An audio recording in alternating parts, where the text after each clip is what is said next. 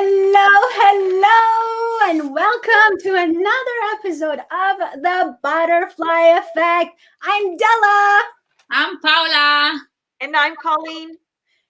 Welcome to all our viewers who are here to watch us live and whomever is going to watch this show later. We want to welcome you, and we want to please ask you to press that share button so that other people could also benefit with this amazing information that's going to be offered here today. And also don't forget to give us a thumbs up. So, ladies, welcome. This is our 5th episode. Wow. Time flies. Time flies. I tell you, we have certainly made good use of COVID. I tell you, the three of us. This is my favorite time. We get together once a month. And yes, it is certainly one of my favorite nights of the month. I tell you, I'm so excited to be here with you because you bring so much energy. But the two of you here, you bring so much knowledge and so much information. So I want to thank you, and I want to acknowledge both of you. So thank you too, Della. Thank you, Paula. Thank you, Colleen. What are you? Okay. We have a show to do tonight, and the topic is so cool because I know that a lot of people are going to be listening, and there are a lot of people are going to be able to resonate with this.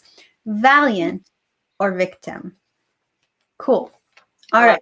I love it too. So to our viewers who are watching this, please let us know who you are, where you're watching from, what is your take on our topic, and what is your understanding as we, dive deep into the evening. Okay, people.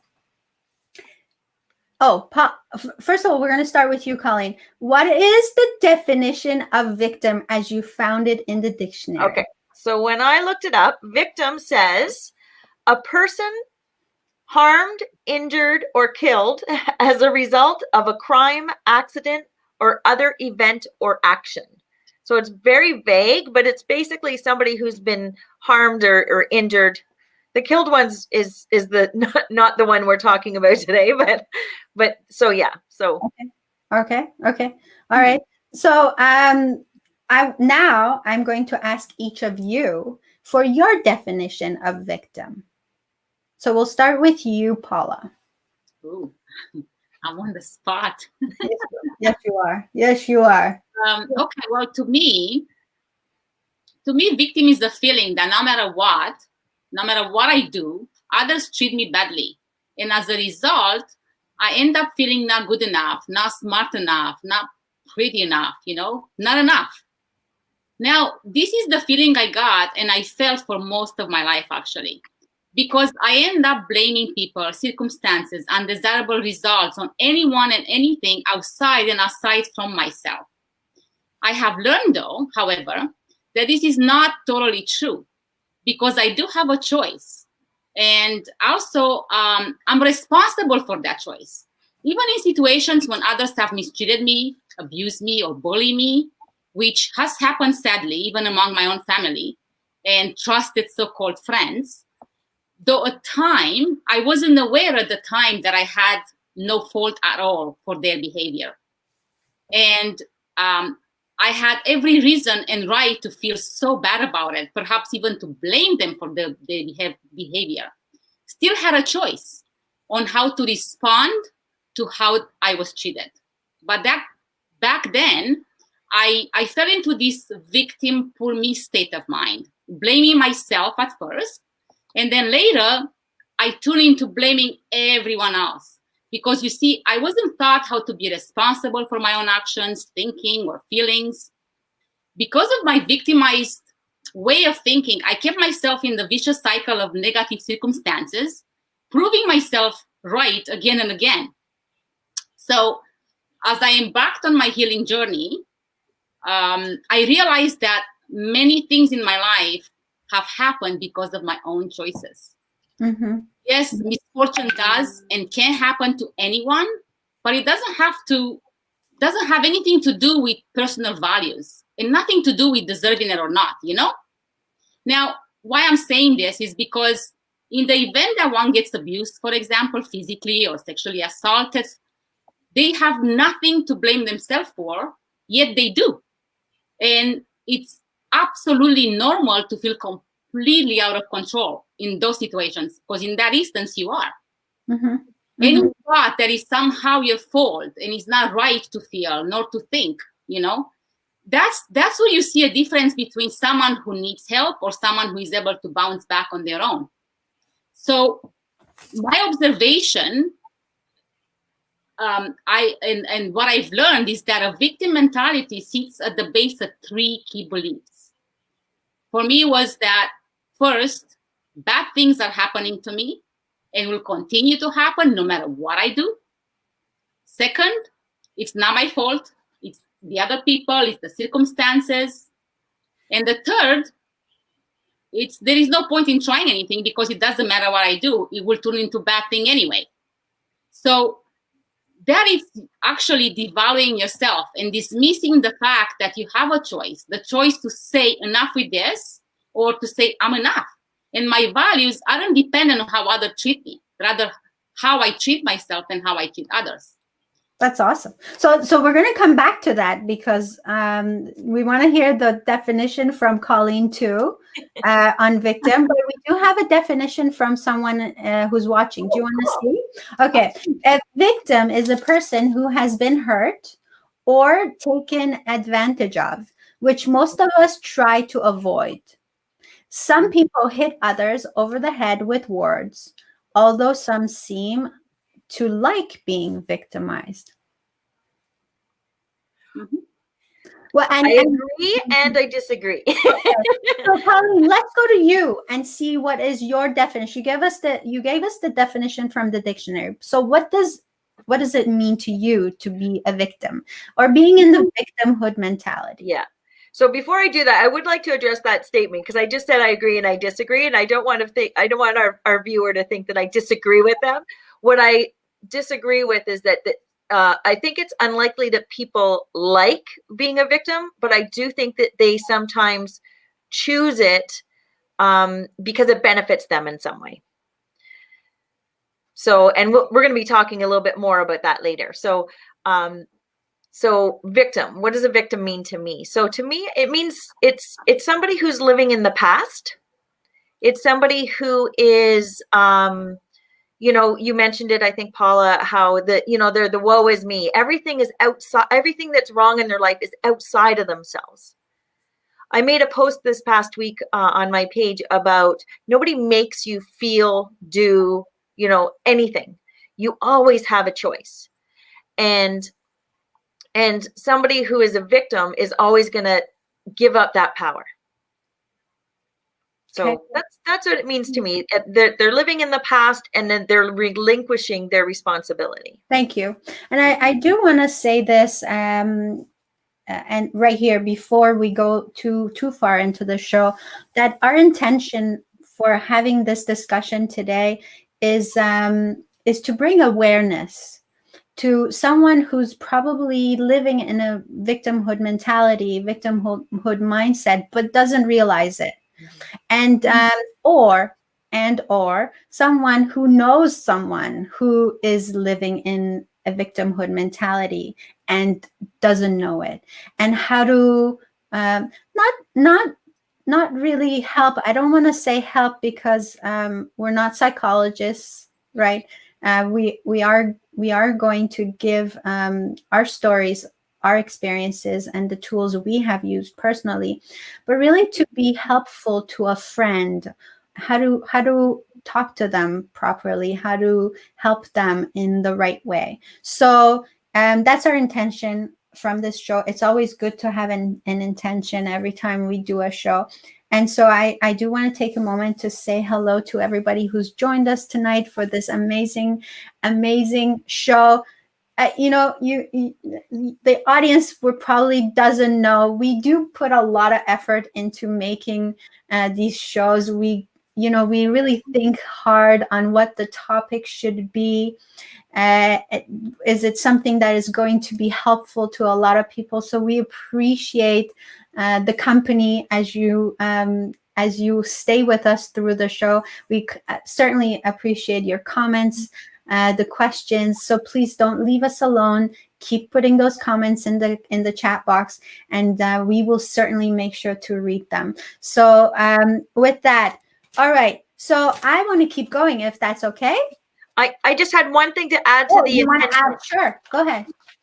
When we were talking about our intention for it, Della, you made the comment that it's not just to help people, but to how to be compassionate and understand them. Yeah. And I didn't hear you say it just then. I might have missed it. But yeah, you're right. Thank you for reminding me. But yeah, and I thought that was a really good intention, because we can't always necessarily help somebody, but sometimes it helps just to understand where they're coming from. Yes, absolutely. You're so right. Thank you very much.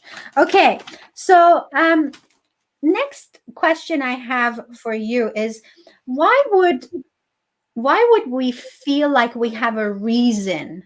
What are some reasons we give to ourselves to live in a victimhood mentality? Is the question clear? I think it is. Thank you. Paula, we'll go to Paula, but before you, look at this. You guys are going to like this one. Austin Haynes says, so valuable. And look at what else he says. Your preparation shows. Thank you, Austin. I'm sure he's not just talking about the makeup. This doesn't happen on its own. We wake up like this. We don't just wake up like this. Okay, so Paula, what are some reasons we give ourselves to live in a victimhood mentality, to live as a victim? I honestly believe that always has its beginning in some kind of a past trauma. Colleen touched upon that, living in the past. So most often, this comes from childhood, but not only. I believe this mindset develops as a result of true victimization. It might be caused by trying to cope with abuse and trauma or neglect as a child, for example. Now, with this in mind, it is true perhaps that those trapped in victim states often express a lot of negativity, and others are prone to ignore or simply aren't aware of the fact that all this happens because they are experiencing significant pain and distress. Pain, not detained, okay? Pain, I meant pain. Yes. That is what makes us or makes them stuck in this mindset. I don't believe one stays there by choice if they knew they had one. You know? So to kind of summarize it, what I mean is like really one ends up feeling or finding himself or herself in a victim state due to one possible trauma, abuse from the past. It could be caused by betrayal too, especially repeated betrayals. Let's say as a child, if your primary caregiver or caretaker rarely follow through with the promises or commitments, as you grow up not trusting people, for example. And another one is codependency in relationships. You know, enjoying blaming others for their problems. And in children, we see a lot of manipulation happening, the ones that are being neglected, because they will do anything to even get in trouble just to get some attention. Mm-hmm. And that's born, you know? So on another note, it is perfectly normal to feel sorry for yourself once in a while, or feel powerless, or in some circumstances, as you know, like for example, when in divorce circumstances, or a death of a family member or a friend, you know? Yeah. So Paula, you said something, and we have a smart viewer who also said drawing attention, and you mentioned that, and you mentioned that for kids, but I think a lot of times as adults, do we hear misery likes company? I feel like, you know, we have lived in those moments when we want to We want that compassion towards us. So we want to be playing the victim and having that attention. So thank you so much. Yeah, that was awesome. And Lisa Anna, hi, and she says very good points. Sure we get everybody. We have Tony Walsh. Good night. God bless. Sweet dreams. Stay safe.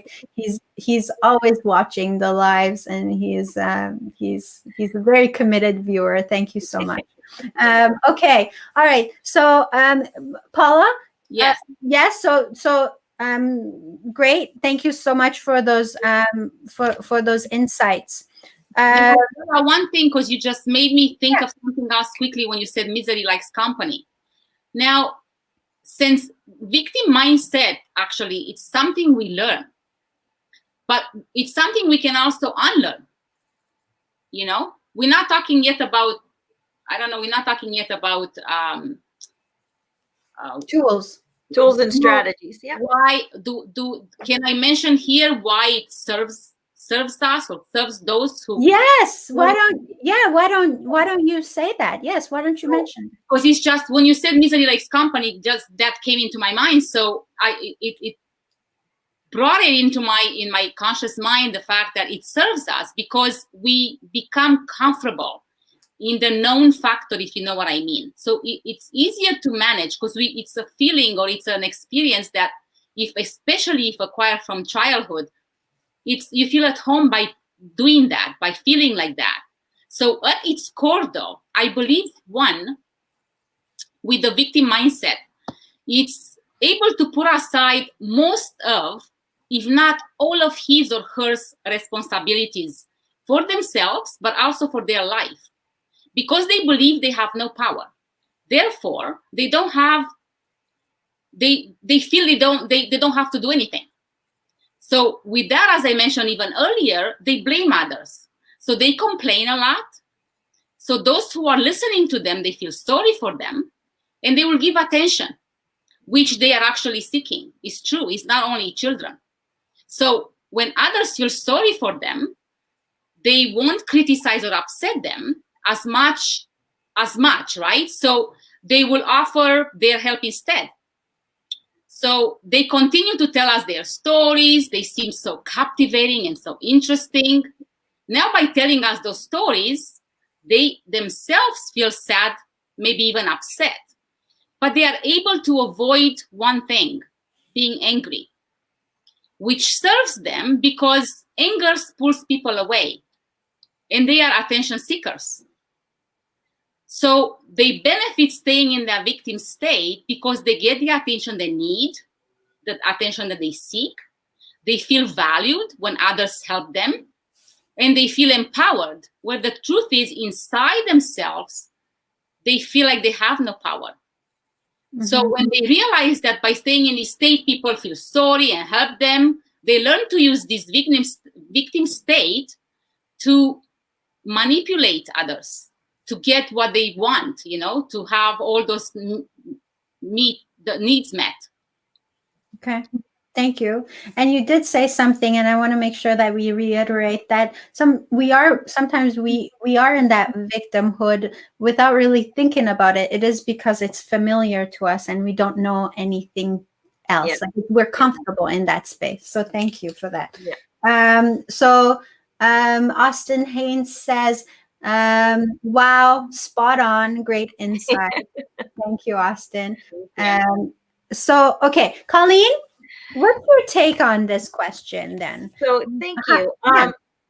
So a couple of things. So the first thing is that when you are in a victim state, like I'm going to reiterate in a different way some of the stuff that Paula just stated. So you are relinquishing responsibility from whatever's going on, right? So it serves you because then you can put the blame on everyone everywhere else and not on yourself. So it makes you powerless. So say, well, I can't do anything about it. Mm-hmm. It's, you know what I mean? It's not me, it's them. It is what it is. It is what it is. Yeah, I don't have control over it. Yeah. The other thing is it serves you. And Paula, you touched on this as well. You said and I look at it as, imagine when you were a 2-year-old child and you cried and then somebody gave you a hug, right? or somebody gave you whatever you were crying about or whatever.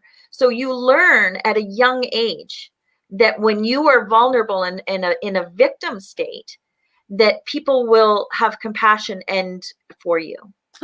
So so without intending to, sometimes if we don't learn other ways to get attention, is that we take that into adulthood. Mm-hmm.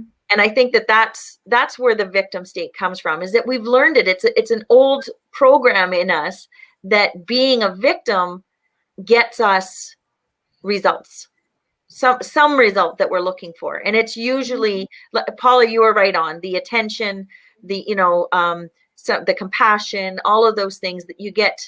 People like you more because they feel like they can be of service to you. Do you know what I mean? Yes, I do know what you mean. I have been there, and I know many people who have been there or who are still there. If you're watching this show, and you or yourself or someone you know has ever lived in that state, please let us know.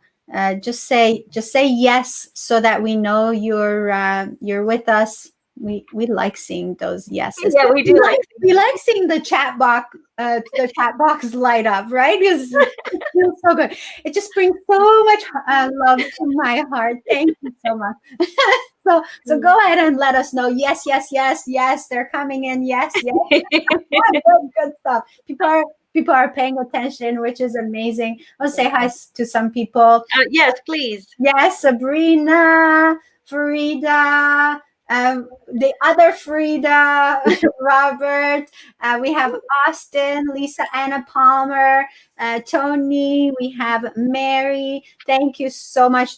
Yes, too many to mention. Austin says, yes, too many to mention, because we know a lot of people who have been in a victimhood mindset. So, okay, let's see, what are some signs? Okay, what are some signs that we can pinpoint to realize that either ourselves or someone we know is in that victimhood mentality? Let's see, what signs are we looking for? And if you're watching this and you can think of some signs, please put them down in the chat box. Let us know what they would be. This is a learning experience for all of us. We want to know better so that we could do better. So if you could give us 2 or 3 signs, what would they be? Colleen, we'll start with you.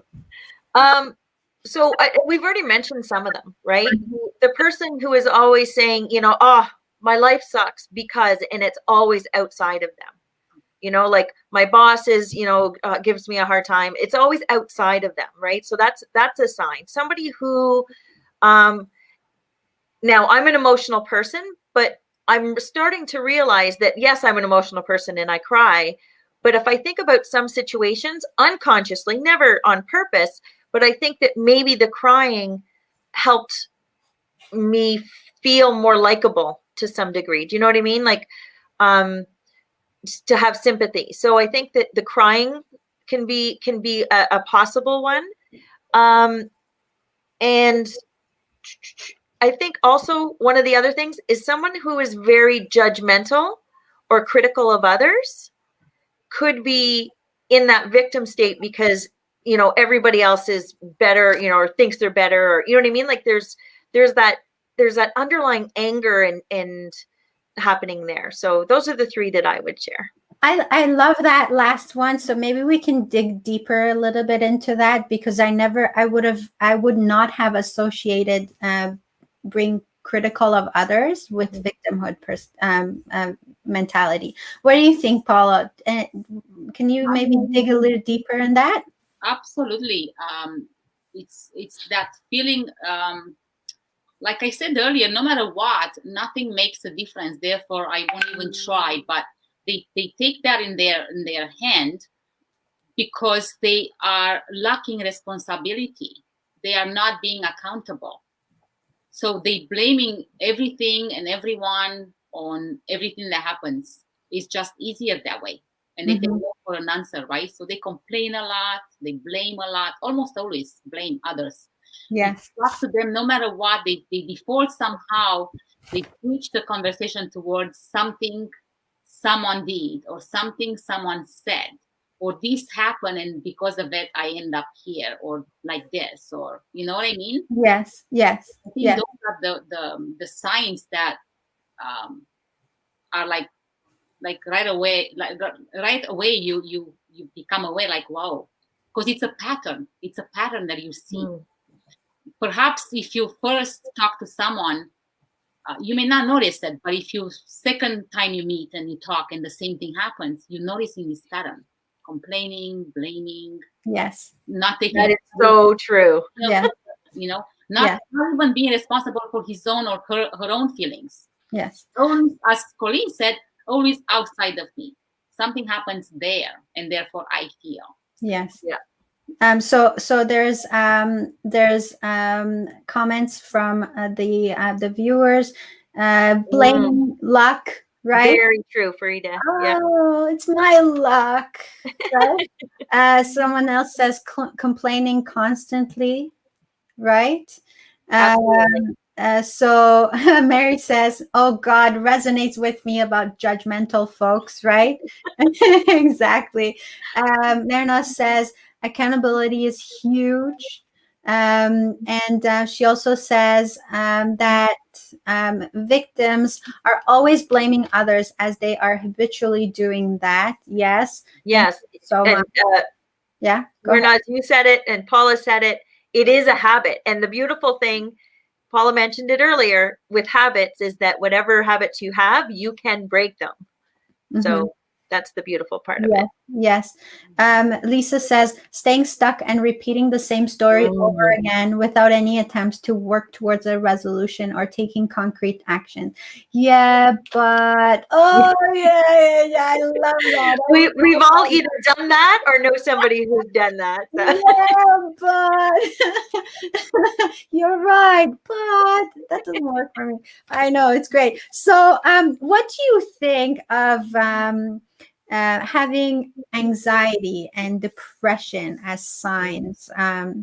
Obviously, so we're not talking about clinical depression and anxiety.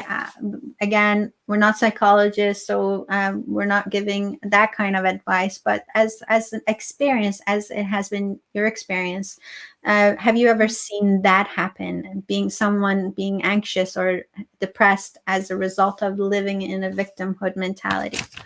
May I touch on that one? Absolutely, please do. So my very first coach is a hypnotherapist, and one of the things that she said is that when you have anger, repressed anger, the hierarchy of the emotions is that when you push down anger, as it becomes anxiety, and if it's not dealt with, it becomes depression. Mm-hmm. So, and victims are usually very angry people. Yes. Right? Because everything is everyone else's fault. So they become very angry.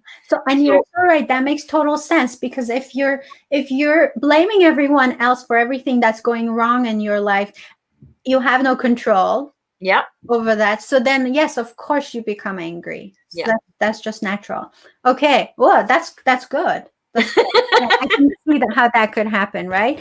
And did we also talk about comparing? Are we in that comparison mode? I think one of you said that when you compare yourself to other people constantly, because you that's really important. Like, so is so much better than me, or their life is so much better than me, or they have it better than me. Yeah, so it's complaining, right? It's complaining no matter what. There is something wrong with someone. Yes. So I just wanted to mention, because I'm looking at the comments as well. Yeah. And we are going to touch on how to break those habits. Yes, so I was going to mention that. Thank you very much. Okay. So also Mary says, and no one understands them. Yes. Yeah. Oh, no one. So if you're always the misunderstood person, then maybe there's something to look within. Mm-hmm. Yes. Okay. Good. We've touched on a lot of signs on how to pinpoint that. So thank you very much. Yes. So I do see Mehnaz's comment of let me just bring it up here so people can see it. Wow, thank you for sharing. Love to know how we can break the habits, and we will get into that very shortly. So Austin says they have not learned the process of being strong on their own. They may have inherent weaknesses that have not been discovered. Yes, that is an excellent comment, Austin. Thank you. Okay, so what are we talking about? Inherent weaknesses. Well, I think if we comment on that? dive into that, we may not have time to talk about how to overcome it, and I think that's very important. Okay, so we'll move on. Now, before we go on to tools on how to overcome, I'd like to also bring up the definition of valiant, because that's the other half. As you know, if you've been watching us for a while, we always have two halves, right? And we'd like to consider both halves. So valiant, definition, please. Possessing or showing courage or determination. And I think the reason why we chose this word, because, well, it started with a V like victim does, but it's an empowering word, right? Mm-hmm. So that's how we saw it, is that it's that self-confidence and that empowerment. And then, and because victimhood is a relinquishing of responsibility, this is the taking control and taking charge of your own life. Amazing. So we're looking at being valiant as almost a tool to overcome victimhood. So I love that. Thank you. And so let's look at some tools, shall we? Mm-hmm. On how to overcome victimhood mindset. And this is if you yourself are living in a victimhood mindset and you have just realized, oh my God, I think I'm a victim. So let me see what I can do to help myself. So this is what we're talking about right now. And this is according to our experiences, right? And we're not giving advice. I want to make sure that we are saying that over and over again so that you know, the viewers, to use what you want and leave the rest. So, all right. So, I love this. Marina says, this is Tracy. Valiant is a great word, very powerful. Thank you very much. And Nano says, love it. Learned a new word, valiant. Yes, it's fantastic. Kudos to Colleen. Thank you.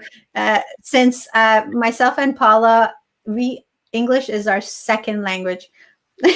So I would have chosen, I remember mentioning it, I would have chosen victim versus victorious. Because yes. Overcome, you have to be resilient, find something, find a way.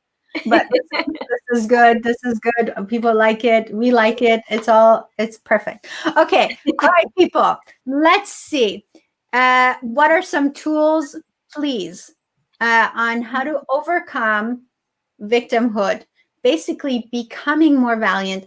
How do we do that? Maybe we'll start with Paula this time. Okay. So, yes, absolutely, we can take our power back. Now, I'm speaking here from my own experience. As I mentioned earlier, I myself been under this state of mind called victim, okay? So my first step for myself was forgiveness. It was forgiveness of myself first and then of others. I found that staying in that poor me state, feeling the victimized by something that happened or by how someone treated me from my past, or even thinking of a circumstance in which things didn't turn out the way I wanted, or the way I hoped for, or the way I planned them, did nothing but make me feel even worse. So now I realized, with help from others, this is important to note, that when we are dealing with past trauma, abuse, etc., most often we need help from a professional. So I have realized that though that happened in my past, I was still giving her a power over me by not forgiving, by not being able to let go. Notice I'm saying forgetting. I'm not saying forgetting. I'm just saying forgiving. So personally, I only freed myself of this heavy weight, which I've carried upon my shoulder for so many years, only in the past 5 years. So for me, I used prayers first, and then I started reading this book, and I learned another tool. And the book is called At Zero. I don't know if you guys have ever read it or heard of it. Can you say it again? At Zero. At Zero, okay. Yeah, exactly, like Zero, like zero. At Zero. It's written by Joe Vitale, and the tool was using Ho'oponopono as a simple way to shift the energy and move to the present, living in the present, almost like the power of now. Eckhart Tolle explains there how important it is to stay in the power in the now. So I found this forgiveness business for me. It was a process. So it continues to be a process, actually. I must work at this all the time. You see, we live by our habits. And we must first get into this new habit of loving ourselves. I had a hard time with that, a very hard time with that. Now, many may say that this is too selfish. Honestly, it's not selfish, it's actually sensible. The pattern of thinking negatively about yourself and others is nothing but a habit. And you and I and everyone else can change this habit, but we have to want to, and we have to want to work at it. Let me give you an example. Would you agree that in order to start a conflict, two are necessary? Yes. Even when the challenge is from an inner dialogue, right, with yourself, doubting and complaining. You see, your problem is your problem because no matter how you look at it, you have a part in it, even if you are not the obvious cause. So what I'm trying to say is that you must take 100% responsibility for your own part in any circumstance and conflict. Now, this doesn't mean blaming yourself. It's quite the opposite. If you feel regret, for example, in any situation from your past, you already have beaten yourself up for so long. Now, let go of that guilt, learn from that situation whatever you can, give thanks for that lesson, so that you can make space for peace, with yourself and others. Get past it. What comes to mind right now, I don't know if you heard about Stephen Covey. Yes.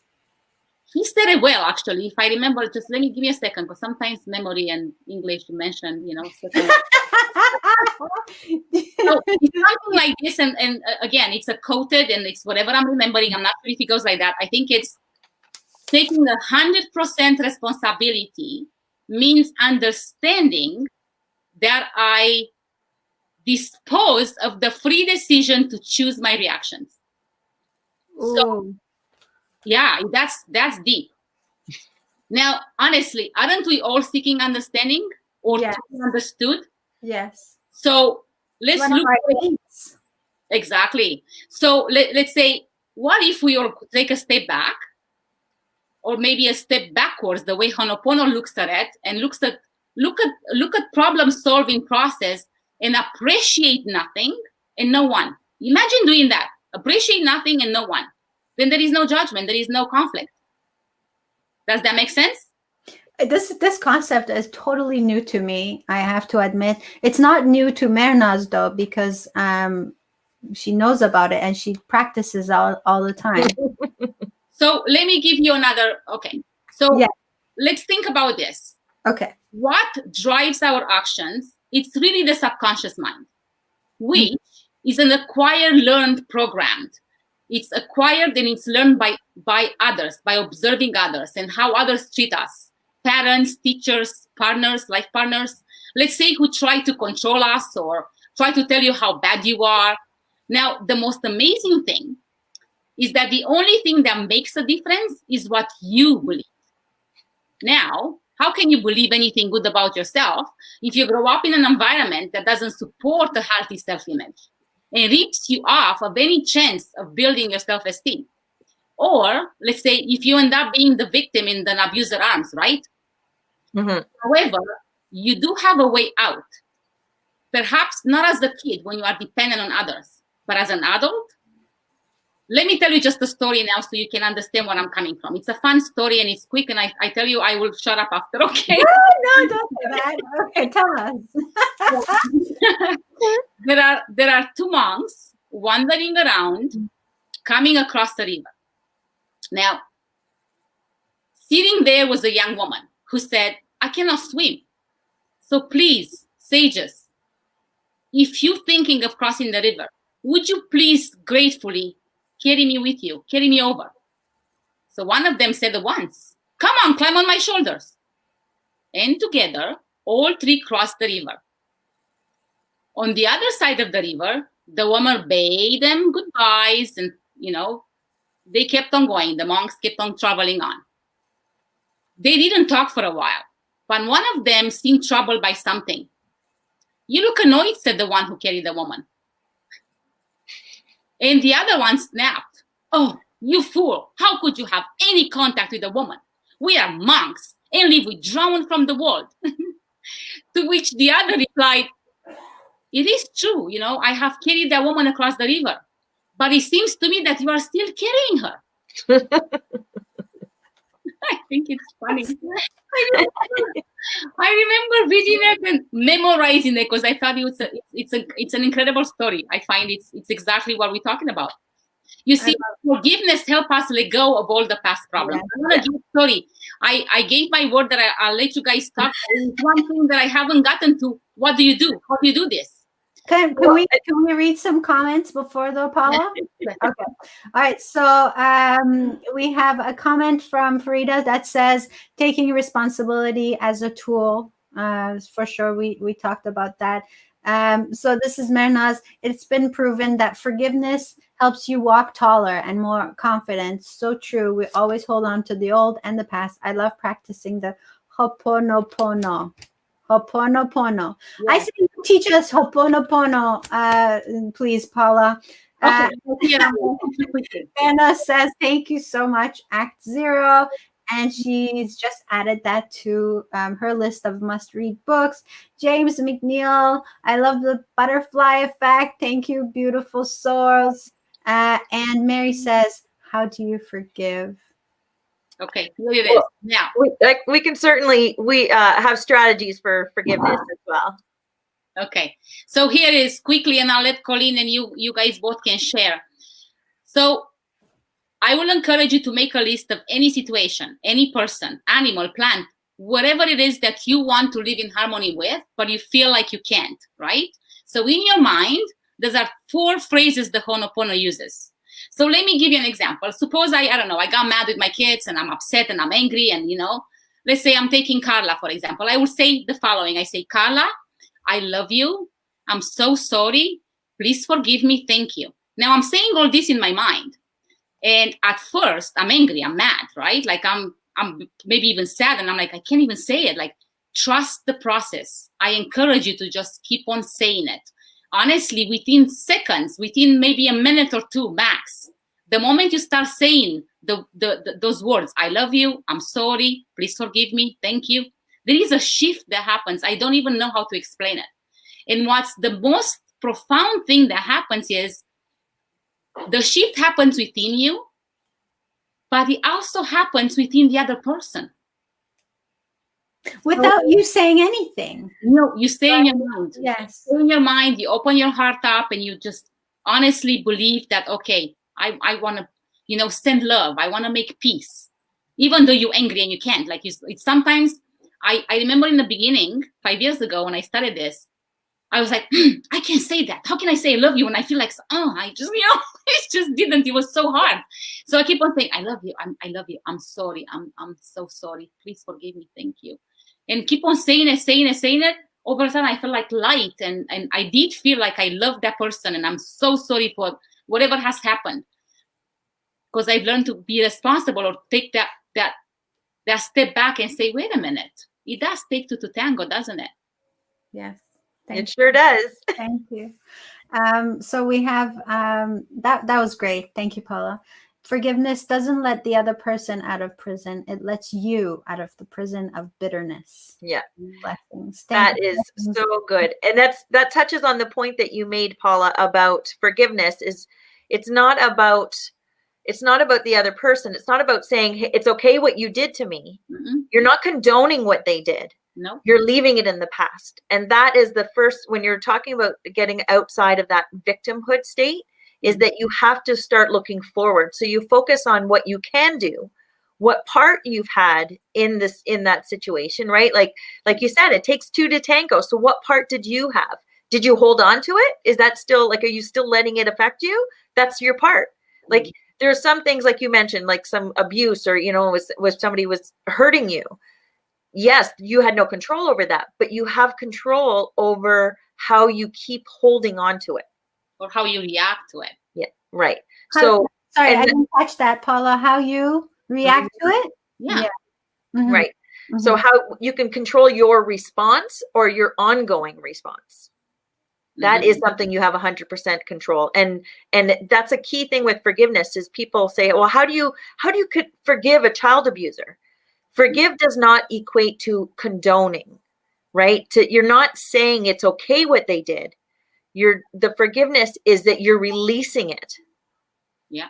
You're not holding on to that anymore, because it doesn't serve you. No. It's only hurting you, right? Like, when you're a victim, you're only hurting yourself.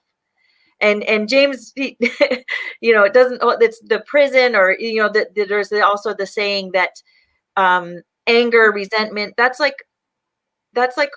drinking poison, hoping that the other person will die. Yeah. It only hurts you.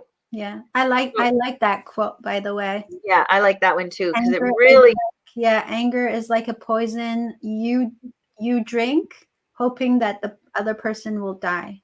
Yeah. That's really good. I really like that. And I know a lot of people who would say that, well, how, of course I'm angry. Of course I'm not going to forgive that person who hurt me like that, or, who beat me up, or who raped me, or who walked out on me. I'm not going to forgive God for taking my child away. I'm not, there's so many reasons that people can be angry and stay angry and stay in that victimhood mentality. I think the question is, how's that working out for you? And that is, I mean, it's as harsh as that seems. Like, are you liking where you are? Because if not, then it's time to change that mindset. It's time to try something else. Yeah. And so the step number one is awareness. And I want to thank you, ladies, for bringing so much awareness to this topic, and the signs that you gave for people to look for. And so I want to move because I don't want us to run out of time. We still have one particular topic that we haven't addressed, and that's how to help someone else who is probably living in that state. Because the last thing you want is going to someone and say, "Hey, get out of the freaking victimhood mentality." I know that's not going to go over well. So how do we do that? How do we do that? But before we go there, can I look at one more question, because that's really important? Does forgiveness work if I don't want to have a relationship with that person who hurt me? Yes, absolutely. Totally. That's especially with Ho'oponopono. As I said, it's all in your mind and your heart. And that you're taking your power back. You're making a choice. Yeah. So you are moving forward. And if moving forward is best without them, then that's your choice. So absolutely, I mean, there's some people that I've had to forgive that I live like, no, I don't live with, because I live alone, but I still have in my life. And you mentioned it earlier, Paula. I find that if I remind myself that how much I love them, your energy is huge, right? And if you exude a loving, compassionate, forgiving energy, it changes the dynamic of the relationship entirely. you feel better, they feel better, and then your interactions can change. I've seen it. I've experienced it. It's been, it's part of my journey. So, and it's funny that James is watching, because he's the one that got me to that spot when I had a coaching session with him last year, and he's like what you just said, how's that working for you? Did he ask you the words? How's that working out for you? Okay. And if anyone's watching this and you're wondering how to get help, there's a lot of people who are actually right here on this platform right now, part of this, who are coaches, who coach people all the time on different subjects. So reach out and find out the right coach for yourself. I always say there's a coach for everything, right? Yeah. And one of the best things I ever did was when I started working with different coaches, and changed my life. So thank you. Okay, shall we Sorry, you asked me a question and I yeah, no problem. So tackling the last question of the night is, how do we help our loved one, our friend, who constantly lives in the victimhood mentality? One of the things that I had somebody reach out to me, and they weren't reaching out for help. They were doing that complaining thing, right? Oh, my life sucks. Everything's horrible. All those types of things. And my initial reaction, and I hate to say this, but I'm human. My initial reaction was, oh, suck it up, buttercup. It's like, oh, you're not supposed to say that? You're not supposed to say that. It's not a compassionate response. So, and then I heard myself think those words, and I went, whoa, that's not helpful. That doesn't help. So I think it's important to get where they are, understand what they're going through and where they are in that moment. And then you can empathize with them, and then you can help them come out of it if they want to. If they don't want to, you can't, but you can challenge them, and then they get to make that choice again today. Right? They get to decide, no, I don't want help, or yes, I want to move forward. Because it's all about leaving the past behind and starting from today. And today can be every day, right? Like, you can start from today and then have something, take a few steps back in a week, and then you just start from a new today, right? So there's always an opportunity to start again. Okay. Thank you. Paula? I think there, Colleen, I do agree with you. I will add the fact that we have to be very careful, because let's remember they are very needy of the attention, and they want to put all of the responsibilities on other people but themselves. So we do have to come from a very good place of love in our hearts, and a lot of compassion.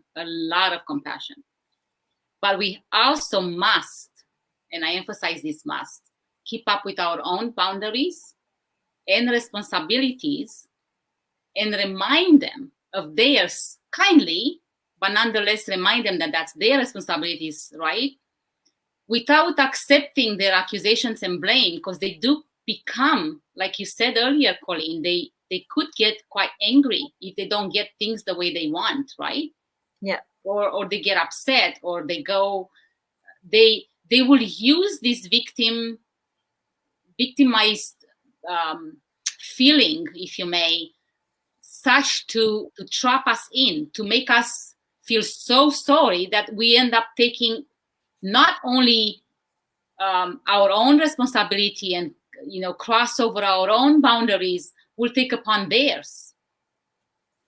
So yeah, absolutely loving, compassionate towards them, be understanding, because they come from a hurt, they come from pain, but stay firm with responsibilities and boundaries. Yeah, you're absolutely right. It's important not to get into that deep dark well with them. You want to help them out of it. You don't want to join them. You don't want to enable them. Yeah. Right? Yeah. So I want to put this in a sort of a practical example, okay? Let's say you have someone who is constantly complaining, about life in general. Mhm. And and they call you, and again they go into that mode of complaining about this and that and everything. So what's a sentence per se that you would say, because I just want to make sure that we leave everybody with something specific. So what would you say? How would you phrase your, this is my boundary, I love you, but this is my boundary, and I'm not getting into that. How's So that working out for you? yeah. So I would get them to see where they are to now, like what, and kind of find out, so what have you done so far that has to get yourself out of that or for away from that, and then the how's that working for you, and then you ask them, so what could you do differently? Mm-hmm. Right? So what could you do differently, because they are the only ones who have the power to see it and move forward. And I like that how you try to give the power back to that person. Yeah, because it's not mine, it's theirs, right? Yes, yes. So if they come up with a solution, then they've had their power back, and that really helps. And you can even say, so say they come up with a solution, well, I can start doing that. Well, then you say to them, okay, well, how do you think that you can do that in the next, like tomorrow or today? And then follow up with them and say, so how did it go? Mm-hmm. Mm-hmm. Right? And just keep them accountable, because they're the ones who said that that's what they could do, and that they wanted to do that, and keep the power in their hands, because they're the only ones that can actually get themselves out of it. Okay. Thank you. Thank you. And remembering that acknowledging could be something like, I hear you. I can see, I can see how frustrated you are, or I can see how angry you are. Yeah. Or simply saying that I will feel the same. Now, the question is, do you like, for example, the children come home sometimes and they say that my friend did this, for example. I say, well, what friend will do that in the first place? So if it's a friend, right, and it did something you don't like, you go and say. Yeah. And if they continue, then you simply have to say, okay, when you treat me the way I'm expected to be treated or respectfully, then I come back and I'm your friend. Until then, I'm going to go and play there on my own. So that's how you teach them boundaries. That's how you teach them respect. That's how you teach them how to get their power back. Because they say, what do you mean? Well, and it's simply just saying, like, do you feel that he's or she is your friend if he talks to you that way? Mm-hmm. Or is there a friendly way of being with someone, right? Like if somebody pushes you or somebody, comments or bullies you, or, things like that. It's exactly what Colleen says. Honestly, ask the question, do you like it? What would you do different? So if you don't like it, what are the steps that you could take to not be in that situation? Mm-hmm. To remove yourself from it, or make it clear of what your expectations are, what your I guess acceptance is in terms of how you and again, you're making a choice. I'm choosing to continue to have a relationship with this person, or I'm choosing to not. Yes. Exactly. Choose. Do you want to be friends? Yes. Do you like how you're feeling? No. Okay, so what are you going to do to change that? Exactly. Okay. Yeah.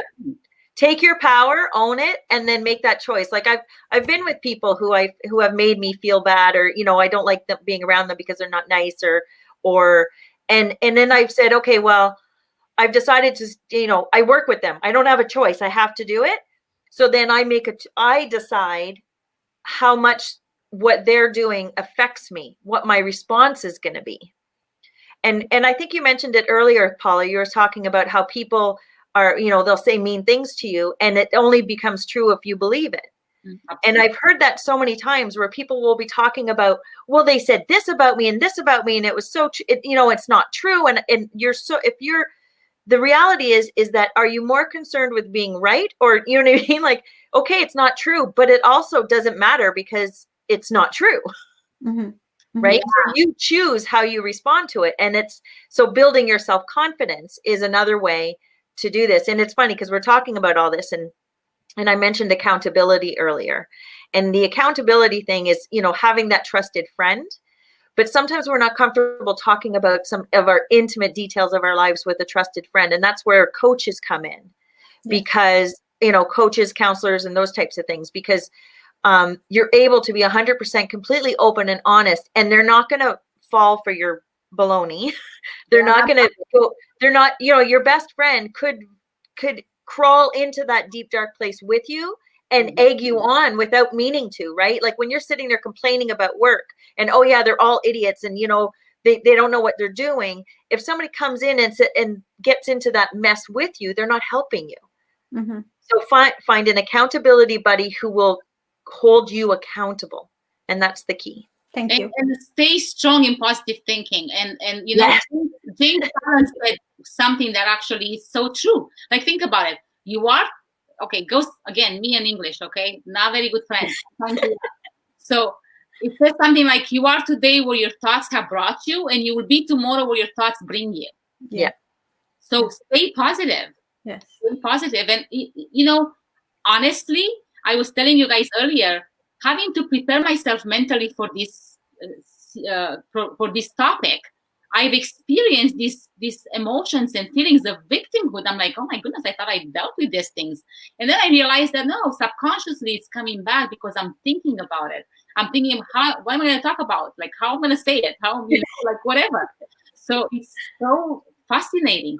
Yeah. Yes. And so we're always having to challenge our own thoughts and becoming aware. Yes, of that how is we're a feeling. perfect statement, Della. Yeah. Yeah, So I challenge want to be mindful of the time, ladies. It is past our 1 hour, and I want to be respectful to people's time as well. So thank you so much for everything you gave us. How can people get in touch with you, Colleen? Well, I'm on Facebook and Instagram, so you can private message me. Obviously, I've been tagged in this, so you can reach me directly through there. I'm also at colleen.woodhead@gmail.com. And if you join the Butterfly Effect Facebook group, my contact information is all there available for you. Do it. Awesome. Paula? Well, for me, for now, you can find me on Facebook and Instagram as well.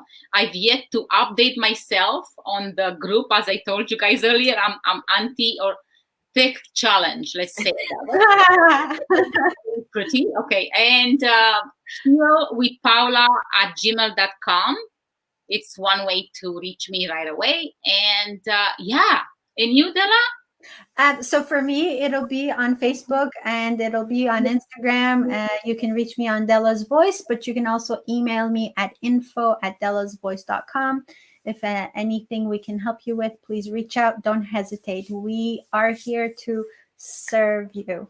So please let us know. Thank you so much for watching, everybody. And whoever was here who watched this show, please share this talk, because there's lots of people who can benefit. You just never know who this might just reach that needs to hear something. And so also please give us a thumbs up, just so we can get some love, because we love that too. And please join us on our next Butterfly Effect, which is the 3rd Thursday of October. We'll put out all the post coming up. It'll be a fantastic topic. Yes, Colleen. There, in the Butterfly Effect group, there is a post in there that's asking what you would like us to discuss. So we haven't decided what the topic is. We've got a list of things that we want to talk about, but we also want to hear from you what you want to hear and what information you're looking for. So I did look up the date this time. It's October 15th. Thank you so much. That's the 3rd Thursday of October. Is October? Yeah, because the first it falls, or on a Wednesday or Thursday. So okay, perfect. So thank you so much, everybody, for watching. Tracy says, "Sorry, I missed this." Well, you can watch it still, no problem. We love it that you came on. Thank you, Paul. Did you want to add something? I wanted to just say thank you for all who watched, and thank you also for participating and commenting. We appreciate that. And we are looking forward to seeing you guys in a month. And this is the Butterfly Effect, bringing you love, hope, and compassion. Till next time. Bye.